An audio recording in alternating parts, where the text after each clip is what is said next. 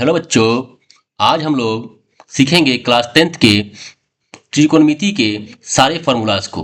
ठीक है, आप देख सकते हैं सारे फार्मूलाज आपके यहाँ पे लिखे हुए हैं और ये सारे फार्मूलाज हम ठीक है ट्रिक से याद करेंगे और ये जो ट्रिक है आपको बताएंगे।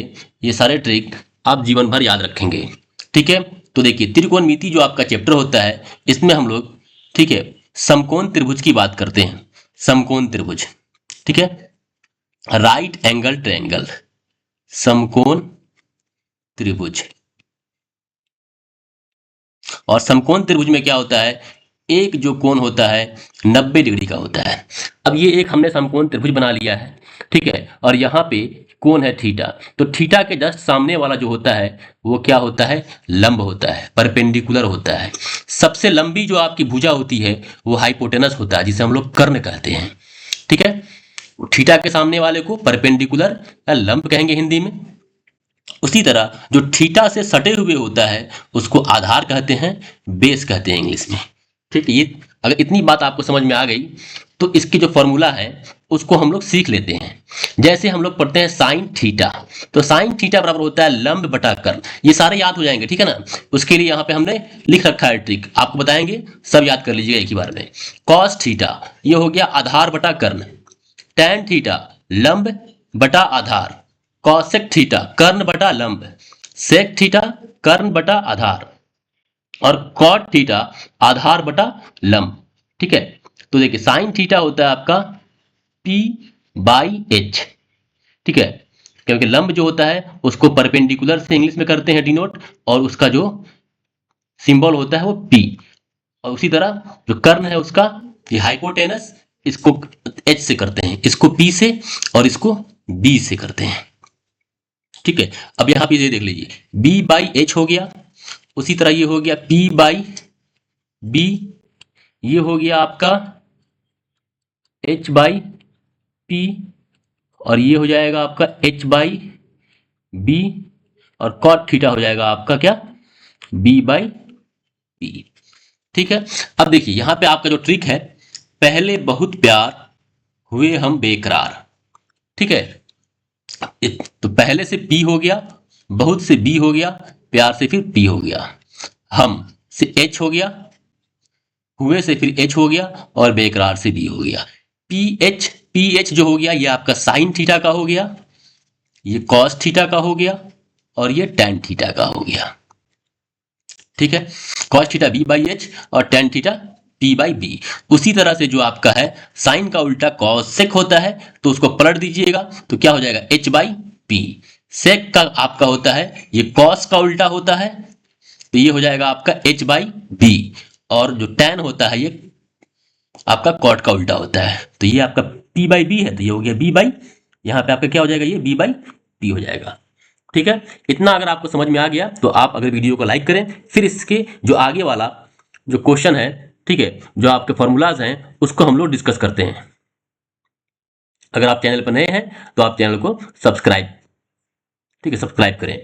अब देखिए क्या है आपके महत्वपूर्ण जो आपके संबंध है, जैसे देखिए टैन जो है वो कॉट का क्या बताया था आपको, उल्टा बताया था, तो टैन थीटा बराबर होता है 1 बाई कॉट थीटा। उसी तरह साइन थीटा बराबर होगा 1 बाई कॉसेक थीटा। ठीक है, कॉस थीटा बराबर होगा 1 बाई सेक थीटा, और कॉसेक थीटा बराबर हो जाएगा 1 बाई साइन थीटा। मतलब सेम है। देखिए टैन जो है कॉट का उल्टा होता है, इसलिए क्या हो जाएगा, टैन जो है वो कॉट का उल्टा होता है, इसलिए 1 बाई क्या हो जाएगा, ये कॉट थीटा हो जाएगा। ठीक है ना, जो जिसका उल्टा हो जाएगा वो उसके क्या हो जाएगा, एक बटा में उसको लिख देंगे। जैसे कॉस जो होता है वो सेक का उल्टा होता है, तो एक बटा में लिखा गया। कॉट जो होता है टैन का उल्टा होता है, तो एक बटा में टैन लिखा गया। ठीक है, यह आपके क्या रिलेशन है, संबंध है। ठीक है, क्वेश्चन बनाने में इसका जरूरत पड़ता है, तो आप इसको देख लीजिएगा अच्छे से। ठीक है, अब अगला देखते हैं हम लोग। देखिए सबसे जो आपके महत्वपूर्ण सूत्र है ये आपके एग्जाम में डायरेक्ट पूछ देता है, इससे क्वेश्चन जो है आपका डायरेक्ट पूछ देगा आपके ऑब्जेक्टिव में। Sign square theta plus cos square theta बराबर क्या हो गया, 1।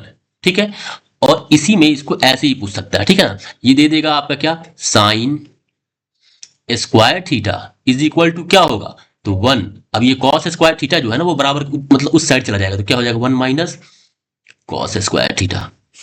ठीक है, इस टाइप से दे देता है आपका सवाल एग्जाम में, तो इसको डायरेक्ट याद रखिएगा। 1 + tan स्क्वायर थीटा बराबर sec स्क्वायर थीटा और 1 + cot स्क्वायर थीटा बराबर cos sec स्क्वायर थीटा। ठीक है, अब इसके बाद जो आपका सबसे महत्वपूर्ण है ये आपका चार्ट। ठीक है ना, चार्ट जो है आपका सबसे महत्वपूर्ण है, लेकिन उससे पहले हम लोग पढ़ लेते हैं। ठीक है ना, पूरक कोण में संबंध देखिए, साइन जो होता है कॉस में चेंज हो जाता है। साइन 90 - थीटा बराबर कॉस थीटा, कॉस 90 - थीटा बराबर साइन थीटा। तो साइन का उल्टा यहाँ पे कॉस है। ठीक है ना, साइन का जो पूरक होता है यहाँ पे क्या हो जाएगा, साइन कॉस में बदल जाएगा और कॉस जो है वो साइन में बदल जाएगा। उसी तरह टैन जो है कॉट में बदलेगा और कॉट जो है वो टैन में बदल जाएगा। सेक जो है वो आपका कॉसेक में बदलता है और कॉसेक जो है आपका सेक में बदलता है। ठीक है, तो tan 90 - थीटा क्या हो जाएगा आपका cot थीटा, cot 90 - थीटा क्या हो जाएगा आपका tan थीटा। ठीक है, तो इसको याद कर लीजिएगा आप लोग। ठीक है, बस देख लीजिएगा, याद हो जाएगा ऐसे ही आपको। अगला देखिए, ये आपको ट्रिक से बताएंगे इसका।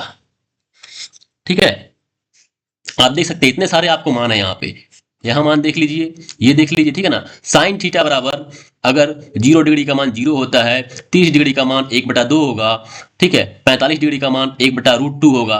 तो अगर याद करने में दिक्कत हो रहा है तो आप यहाँ पर ट्रिक याद कर लीजिएगा, सारे का मान आपको याद रहेगा। ठीक है ना, आप आसानी से निकाल लेंगे। देखिए, ये आपको ट्रिक याद रखना है, √LRL 4 सपोज दैट आपको निकालना है साइन कितने का मान, 30 डिग्री का मान निकालना है।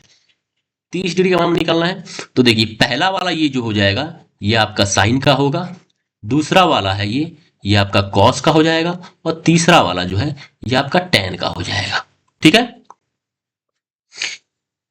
तो यहां लिख दीजिएगा पहला वाला का ना L/4, साइन 30 का निकालना है ना, साइन 30 का निकालना है ना। देखिए यहाँ पे 30 के पास आइएगा और 30 से बाएं जाइएगा, ये हो गया दाएं और ये हो गया बाएं, लेफ्ट की तरफ। ठीक है, L से लेफ्ट हो गया ना, लेफ्ट की तरफ जाइएगा। देखिए कितने के बाद है, 0 है, मतलब एक ही है ना, यहाँ पे सिर्फ कितना है 0, मतलब एक है।